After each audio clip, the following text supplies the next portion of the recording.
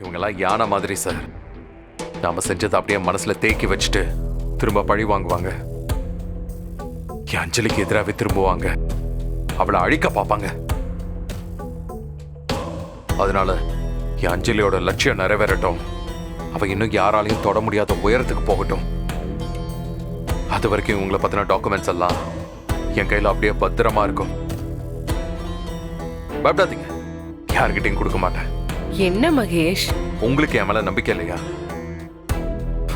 நான் உங்களை மாட்டி விடணும்னு நினைச்சிருந்தா அதை என்னைக்கோ செஞ்சிருப்பேன். என்னோட நோக்கம் அது இல்லை.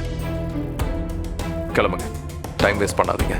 சி, இந்த மகேஷ் ஒரு தடவை முடிவு பண்ணிட்டா யாராலையும் மாற மாட்டான். யாராலையும் மாற்ற முடியாது. தெரியும்ல உங்களுக்கு.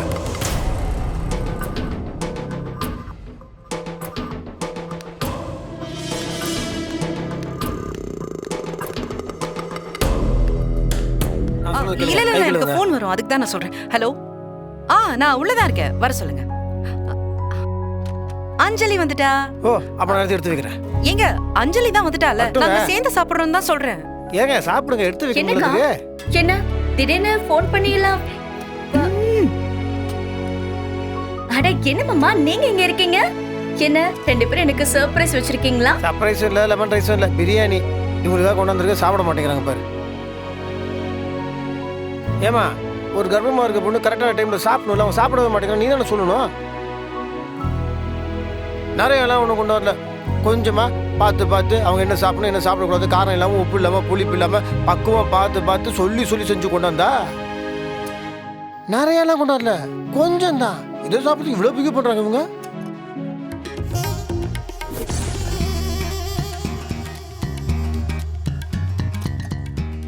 என்ன மாமா, இது உங்களுக்கு கொஞ்சமா?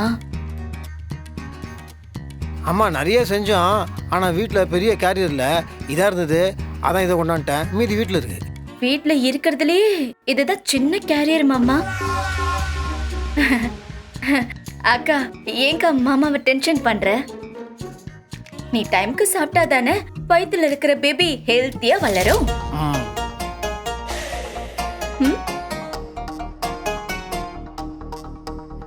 மேடம், நான் பக்கத்துல இருக்கிற பிரைவேட் ஐடி கம்பெனியில ஒர்க் பண்றேன். தினமும் வேலை முடிச்சிட்டு வீட்டுக்கு போறதுக்கு 10 மணிக்கு மேல ஆயிரும். பஸ்ல தான் போறேன். ஆனா பஸ் ஸ்டாப்ல நிக்கும் போது திடீர்னு ரோட்ல பைக்ல ரவுடிங்க வந்து கலாட்டா பண்றாங்க.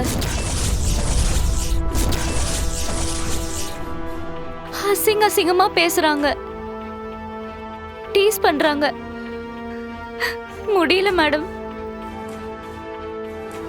வேலையை விட்டுறலான்னு தோணுது மேடம். நானும் போலீஸ் கம்ப்ளைண்ட்லாம் கொடுத்து பார்த்தேன், யாரும் சரியான ஆக்ஷன் எடுக்க மாட்டாங்க. நீங்க தான் ஏதாவது எனக்கு ஹெல்ப் பண்ணணும் மேடம். சரி, நீங்க அழாதீங்க. என்ன இடம், எந்த லொகேஷன் பிஏ கிட்ட சொல்லிட்டு போங்க, நான் பாத்துக்கிறேன். ரொம்ப நன்றி மேடம்.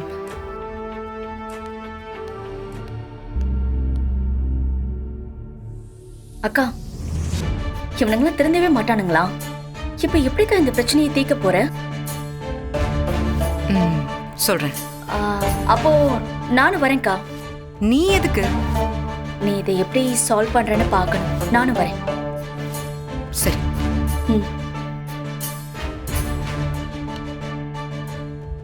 அவங்க வாழ்க்கையில ரொம்ப நாளைக்கு அப்புறம் இப்பதான் ஏதோ நல்லது நடக்க மாதிரி தருது.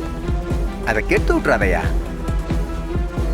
இந்த நிமிஷம் மட்டும் அவங்க வெற்றிக்கு பின்னாடி நீ இருக்கிறன்னு அவங்களுக்கு தெரிஞ்சதுன்னு வச்சுக்கோயேன், அவ்வளவுதான். மொத்தமா எல்லாத்தையும் தூக்கி பண்ணு போயினே இருப்பாங்க. போயிடியா, அவங்களை விட்டு போயிடு. நீ மொத்தமா போயிட்டுனா அவங்க நிம்மதியாவது இருப்பாங்க. சத்யா, ப்ளீஸ் சத்யா, நான் சொல்றதை கேளு. நான் அஞ்சலி கெட்டது பண்ண மாட்டேன். இவ்வளவு நாள் நீ கெட்டதானே பண்ணிட்டு இருந்த. அதுல இருந்து உனக்கு எந்த நல்லதுமே நடக்கல. அதனாலதான் இப்ப இந்த மாதிரிலாம் சீன் போட்டுக்கிற இல்ல.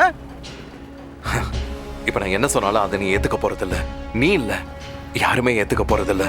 ஏன்னா கடந்த காலத்துல நான் செஞ்ச கொடுமைகள்லாம் அப்படி அஞ்சலிய அவ்வளோ டார்ச்சர் பண்ணிருக்கேன். அதை யாராலையும் அவ்வளோ ஈஸியா எடுத்துக்க முடியாது. அதனாலதான் இப்ப நீயும் என்ன நம்ப மாட்டேங்கிற. காலம்னு ஒண்ணு இருக்கு சத்யா, அது உங்க எல்லாருக்கும் என்னை பத்தி ஒரு நாள் புரிய வைக்கும். எப்பா எப்பா எப்பா நீ போடுற ஸ்கெட்சில் இது புது ஸ்கெட்ச் நல்லாவே க்ளீனாக தருது. நீ திருந்திட்டேன்னு எல்லாரையும் நம்ப வைக்கணும், உன் வலையில எங்க எல்லாத்தையும் விழ வைக்கணும், அதுக்கப்புறம் எல்லாத்தையும் கழுத்து இருக்கணும். அதானே உன் ஸ்டைல? இப்படிதான் எங்க ஓனரே இந்த குடும்பத்தையும் நம்ப வச்சு ஏமாத்தினேன்.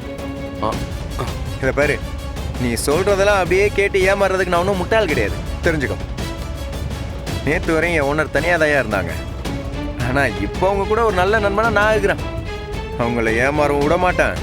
இதை பாரு, உன் திட்டம் என்னைக்கு நிறைவேறாது.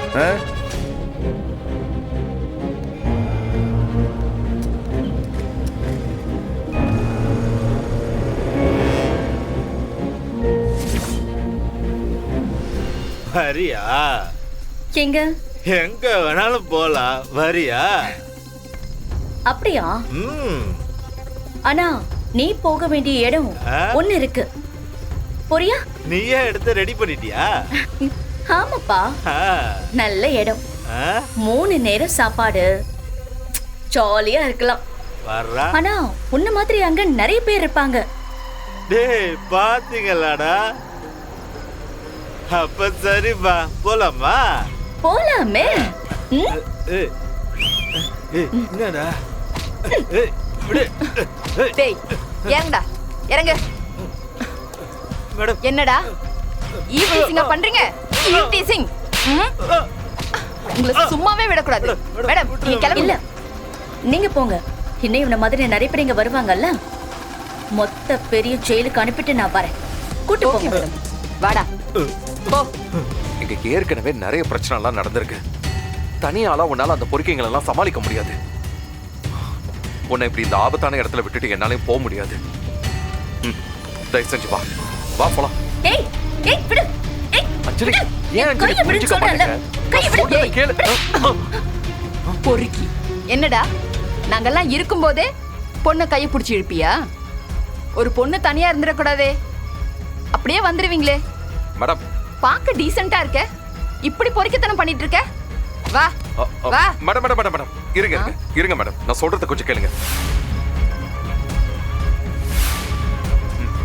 நான் அவளோட ஹஸ்பண்ட் தான்.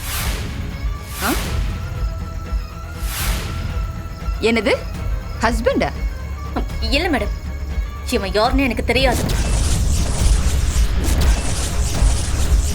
இவன் நல்லா போய் சொல்றான். ஏய் அஞ்சலி, விளையாடாத. மேடம், அவ அன்டைம்ல இங்க இருக்காள, என்ன சேஃபா வீட்ல கொண்டு போய் விடலான்னு தான் நான் கூப்பிட்டேன். கொஞ்சம் புரிஞ்சுக்கோங்க. இல்ல மேடம், இவன் யாருன்னு எனக்கு தெரியாது. மேடம், சத்தியமா நான் அவளோட ஹஸ்பண்ட் தான். எங்க 2 பேருக்குள்ள இப்போ ஒரு சின்ன சண்டை, மனஸ்தாபம், அதனாலதான் இப்படிலாம் பேசிக்கிட்டு இருக்கேன். ஓஹோ அப்படியா?